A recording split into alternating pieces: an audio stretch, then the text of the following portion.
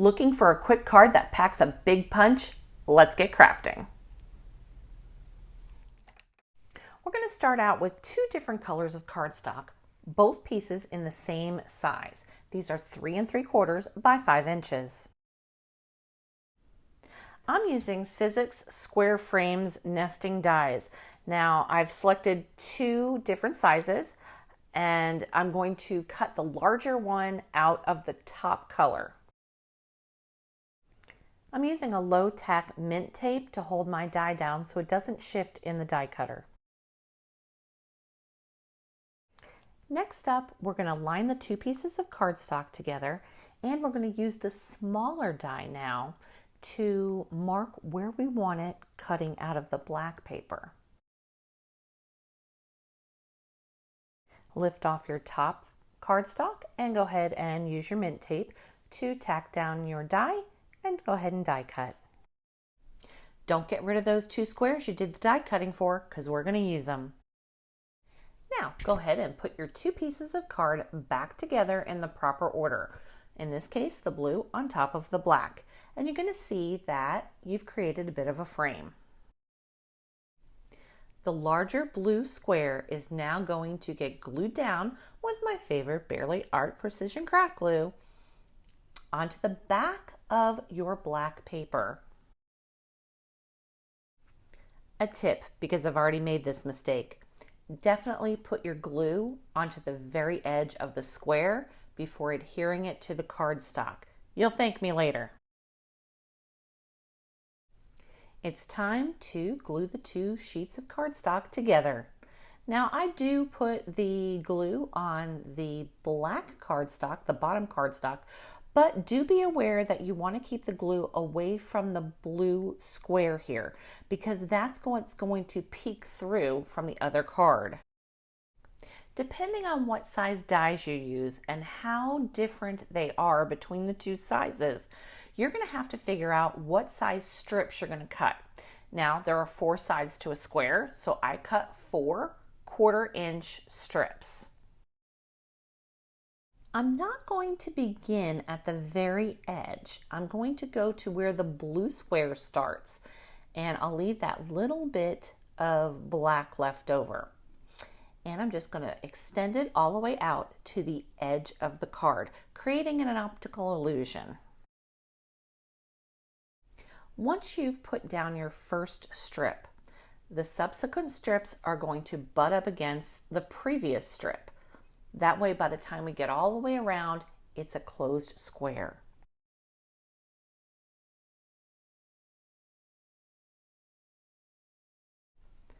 Side 3 is definitely longer. Remember, we want to extend all the way out beyond the edge of the blue cardstock.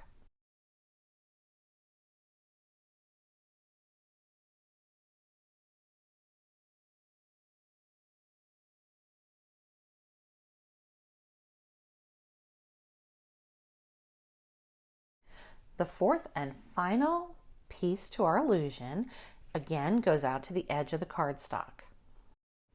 Now you have to admit, this was pretty darn fast, and from here, it is smooth sailing, because you can jazz this up any way you see fit. I first saw this technique on a YouTube channel by Robin's Roost, and she called it a fractured card. Now, she didn't really know what to call it either, so I'm going to put the question out to you. Do you want to call it a fractured card technique or a faux shutter card technique? Let me know in the comments below.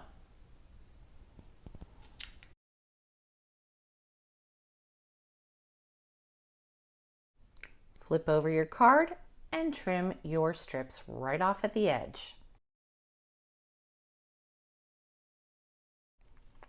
When I was first cutting the card panel layers, I went ahead and cut one more panel of black cardstock that you see at the top of the screen.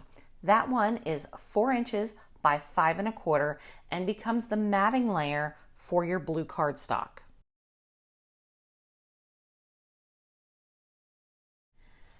I do choose to continue to use my Bearly Art liquid glue just because it gives me a little bit more wiggle room than if I used a tape runner. Now, the key to the liquid glue, I have found that if you apply it very, very thin, then you don't get the wiggle room. You have to give it a pretty good amount of glue to keep it wet enough to get that wiggle room out of it. There are so many options to finish this card. This is just the first one that I'm going to show you. I've selected a piece of gold shimmer paper and a piece of white cardstock, and I've cut them down to be smaller than the center square that we started with. And I'm just matching up my stamp sets. This one happens to be a Hero Arts stamp set, and this one's called Busy as a Bee. And I'm just using the acetate, so I don't have to take anything off, to line up the stamp. That way I can kind of see what it's going to look like, and it's one less step of having to take the stamp off and line it up and all that jazz. I adhere the white square down to my glass mat with a small piece of mint tape. Using VersaFine Clear pigment ink in black onyx, I stamp out my small image, and then I'm going to emboss it with some clear embossing powder. This can be an unnecessary step, but I'm going to stick my finger in the wet ink and smear it, so it's necessary for me. By embossing this little tiny image, it allows me to pretty much color in the flowers any way I choose. And in this case, I'm going to do a teeny tiny bit of watercolor. Stay tuned to the end of this video, and I'm going to show you how I keep my inks organized and how I am able to match up which ink I want to use for whatever project I'm doing. I did allow my heat gun to heat up really well before I went ahead and heat embossed. That way it doesn't curl the paper as much. I'm going to color my little tiny flowers with Distress Oxide in Mermaid Lagoon. And I'm just putting a little bit of that ink onto my glass mat and using a water brush to pick up the ink. I literally used 1 drop of water for this entire little square that I made. You'll notice that I did wet the image with water only first, and then I go ahead and pick up the color. And the reason that I did that was there's not a lot of space to create broad strokes, and I just wanted the color to blend out. If you find this video helpful or enjoyable in any way, please give me some pixie dust by giving me a thumbs up, subscribing, and ringing that notification bell. If you're new to the channel, welcome. My name is Wendy from Village Card & Crafts, and I'm overjoyed that you're here with me today. The goal of my channel is to show you how to be inspired by the things that you love. And for me, it's typically all things Disney. Now, it's not cartoons and characters for the most part. No, it's finding things that the Imagineers at the Walt Disney World Resort have used to create different worlds. Could be a mural that I take back and show you how to make a card using a technique that produces a similar result. Today's card is a little different. This is really something that I found on another page that I thought you would like. Super simple, very versatile. Masculine cards, feminine cards, you name it. The sky's the limit here, and I would love you to show me what you made using these techniques. In fact, head on over to Facebook because we have a great group. It's just starting out, and I'd love to have you join me. It too is called Village Card & Crafts, and there you can post your makes based on my specific techniques. So I look forward to seeing you over there.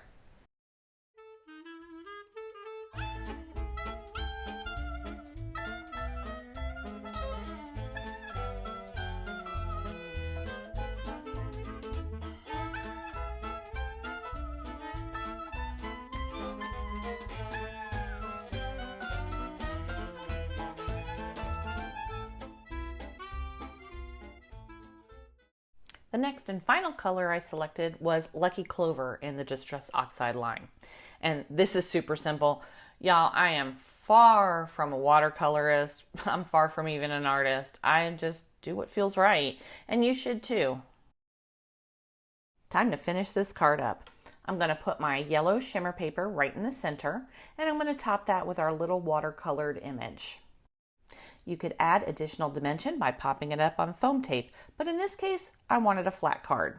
I'm going to finish it up with that blue leftover square, again with a little sentiment. This one says Make a Wish, and we're done. I did add some gems, and I love these little watercolor droplets, but it came out great. Change up your colors for a whole different mood. You can also use ephemera, or this is die cuts from photo paper, and I'll link that video that I did. It is one of my favorite techniques. Check it out. Use patterned paper instead of solids and get a whole different look. This could be a fantastic masculine card. Earlier in the video, I told you to hang with me because I was going to show you how I organize my inks. And in this case, I use color swatching. Now, it's not a new concept, but did you know that you can go to most of the websites and pick up a free color swatching sheet? I didn't either until I went digging. So I did find this Distress Oxide sheet, and I'm going to link it below. And if you go to the Ranger Ink website, you can find just about any type of color swatching that you could possibly want for their entire line of supplies where there's color involved. Could be Simon Hurley's inks, could be Diane Wakely's, Wendy Vecchi's, whatever. You can swatch out embossing powders, you can swatch out all your inks, you can swatch out markers. Now, I highly recommend that you swatch your colors on whatever type of cardstock you use. Don't use copy paper when you're going to be using cardstock to swatch. It's cheaper, but in the long run, you don't get the same value or the same result.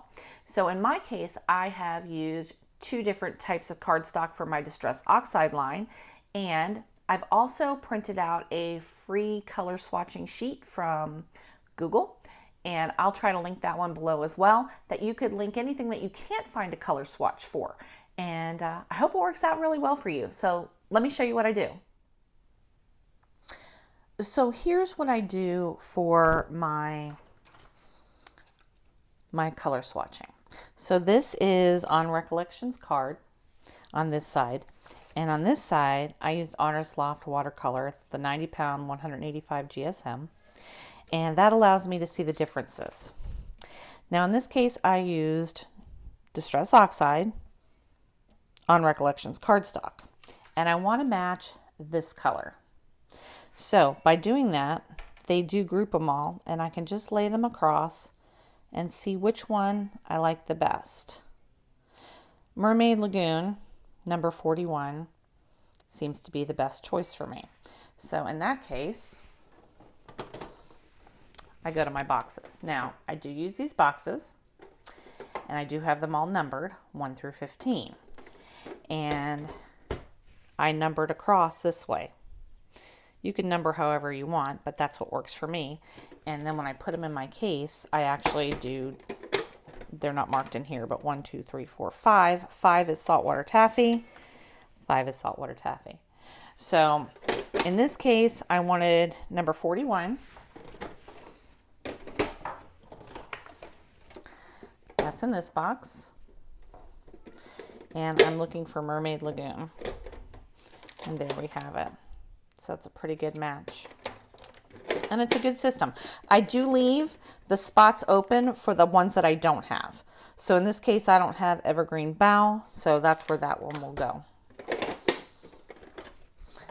Okay.